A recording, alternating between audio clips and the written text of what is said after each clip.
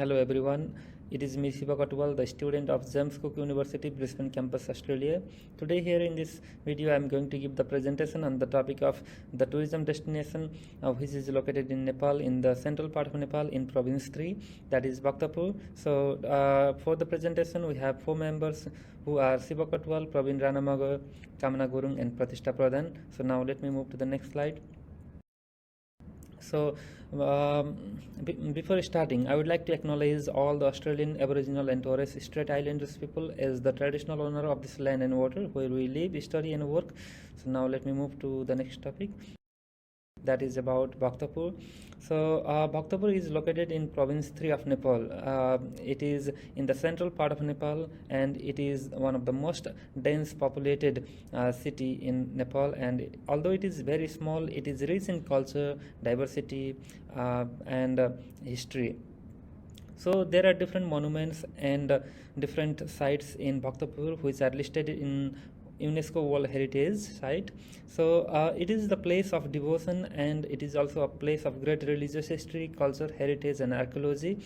So there are different types of architect and different types of monuments which are thousands of years of old, and it has contain a great history, and there are different types of tourists who comes to visit here. Those are archaeological tourists, cultural tourists, ethnic tourist and educational tourist. So there are different types of attractions here in these destinations, like 54 window palace, wooden sculpture temple, museums and different other natural attractions like pond, forest, hills and many more. And this city is known as the city of devotion, and the majority of people who live here are Newari, and they have their own unique food, festivals, language, customs and traditions. So now let's move to the next topic, that is stakeholders. So many stakeholders are associated in this tourism destination. So let me define what the stakeholders mean. Stakeholders are those who are associated in the tourism industry, who are actively or passively involved in the industry, and who are likely to make the decisions or be affected by the decisions or the operations. So as you can see here, there are some active and passive stakeholders. So active stakeholders are likely to make the decisions, and those decisions will be implemented and followed by the passive stakeholders, and passive stakeholders are not supposed to make any decisions. So here the active stakeholders are local communities, government, NGO and environmentalist and volunteer group. So in local communities, people come here of host community, actually Newar community, and the government like state government, local authorities, municipalities, Nepal Tourism Board, and there are other different government sector who are very active in these tourism destinations. And NGO, there are different NGOs in this destination, and they are very active in decision making, and other are environmentalist and volunteer group. Those are also considered as the active stakeholders. And passive stakeholders are tourist, educational institutions like different universities or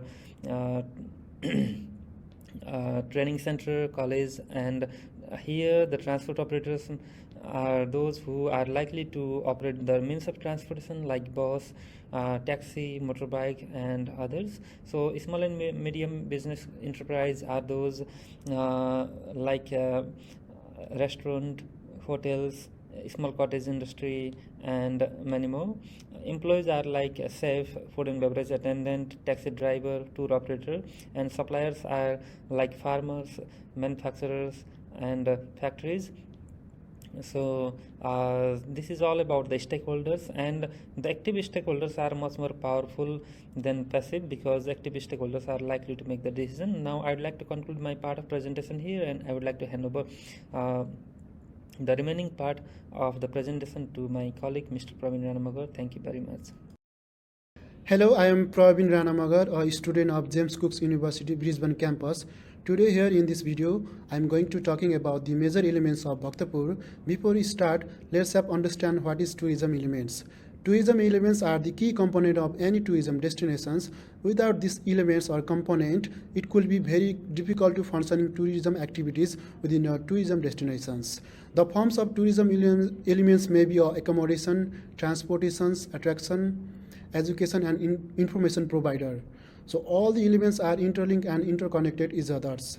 If we go through the common definition of tourism is the activities of persons from one place to another place, not more than one consecutive years, with the purpose of leisure, business, and other purposes.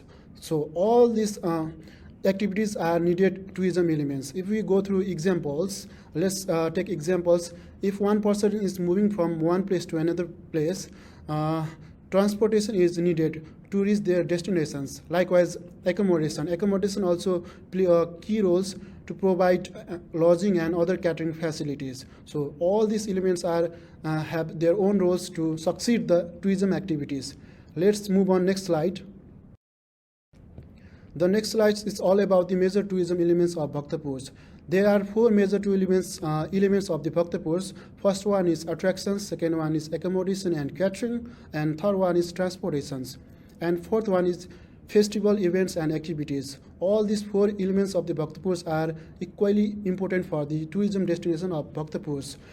There are so many attraction places of the Bhaktapur. First one is like Bhaktapur Darbar Squares. It is a place of former Malla kings where lots of tourists are visit for looking the ancient antique piece of wooden statues and other cultural aspects.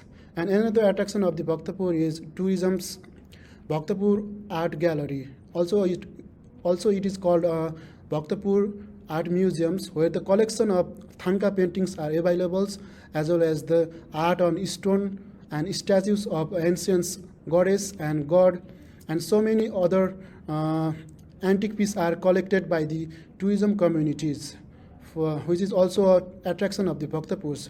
If we talk about the natural attraction of the Bhaktapur, there are cultural and historical ponds, which is surrounded by the hills, mountain, and forest.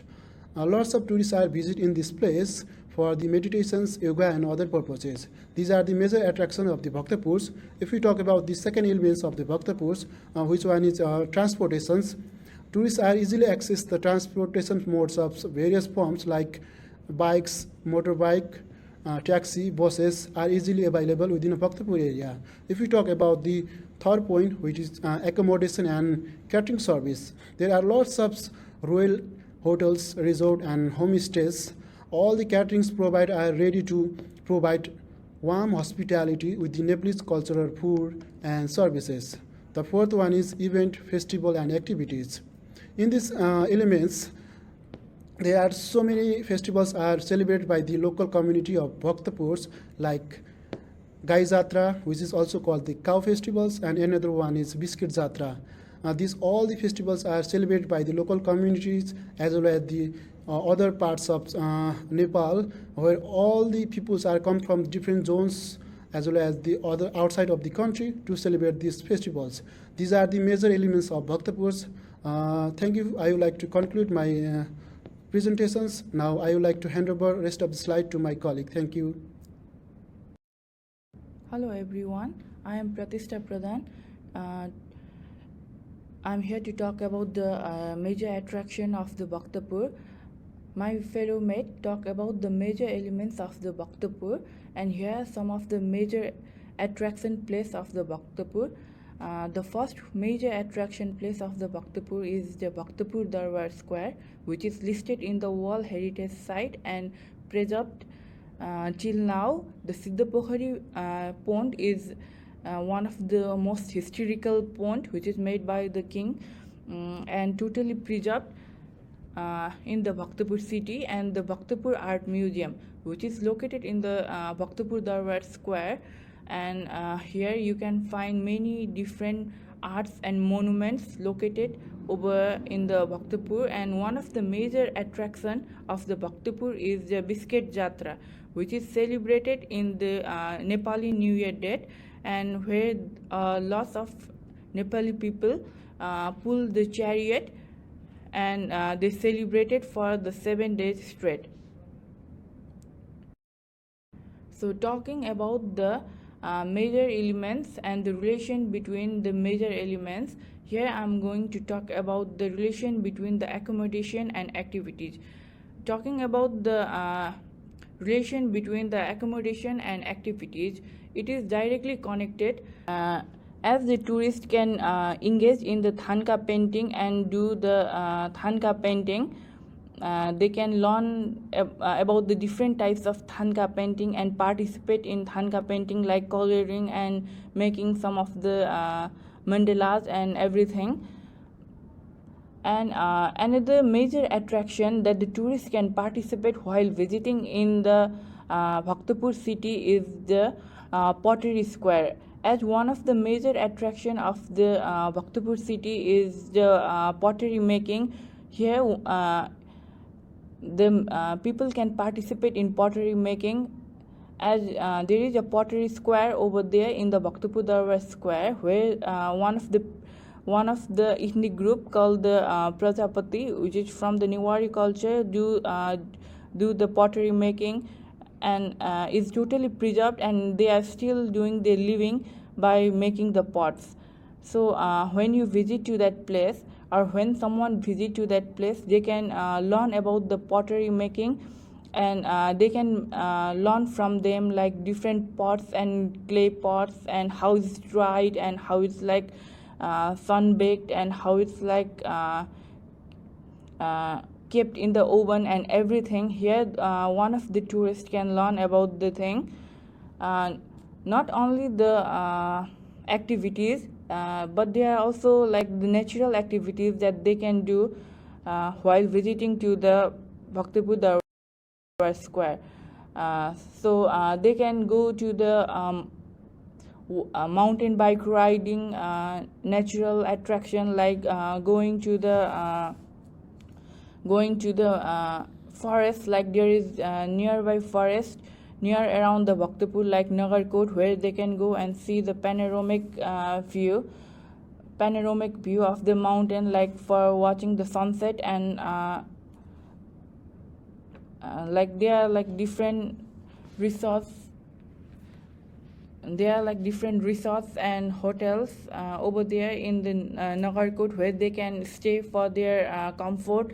Like they are not only the hotel and resorts which provide the facility, but there are also some hotel like homestays which provide the tourists, and they can choose their comforts, like where they want to stay.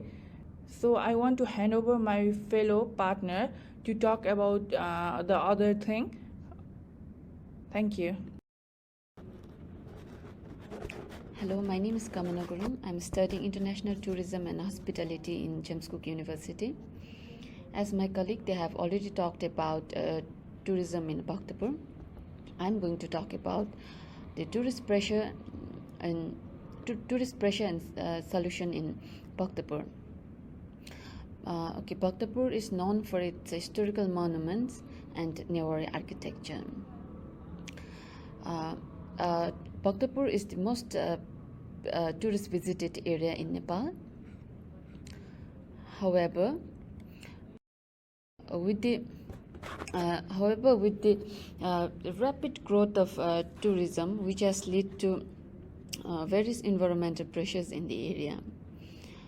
Significant environmental pressures in Bhaktapur is the strain on the city's water resources. Rapid growth of tourists has led to an increase in demand for water, which has put pressures on the already limited water supply in the area, which has caused a decline in the quality of water available for the local as well as for agriculture and industrial use. Second problem is the rubbish in Bhaktapur is another environmental stress brought on by tourism. The amount of rubbish produced in the region has increased with the growth of visitors due to lack of waste disposal infrastructure, posing a health risk to both local and visitors. So waste management is big issues that need to be addressed immediately in Bhaktapur. Some solutions are education and awareness. Educating tourists about responsible waste management practices is crucial. This can be done through signage, brochures, and other education materials. The second solution can be waste reduction. One effective way to manage waste is to reduce the amount of waste generated in the first place. This can be achieved by promoting reusable product.